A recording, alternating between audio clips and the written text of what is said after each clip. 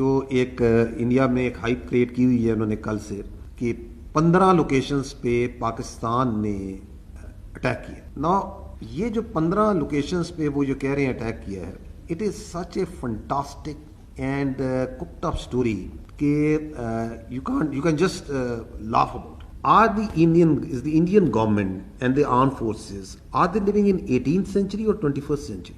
Because in 21st century, every projectile leaves a digital trace and signature. یہ بھی آپ نے دیکھا ہے جب ایکچوئل میں کوئی چیز آپ کی طرف آتی ہے تو this is how in real time وہ مانیٹر ہو رہی ہوتی ہے, اس کا ایک ڈیجیٹل سگنیچر ہوتا ہے. کیونکہ 21st سینچری میں تو ایسے ہی ہے, وہاں ایسے نہیں ہو سکتا کہ آپ کوئی بھی بیٹھ کے اسٹوری کو کپ کر لیں. دوسرا سوال یہ ہے کہ when this Indian government is going to transit from the theatrics and cinema to the actual world in which we are living.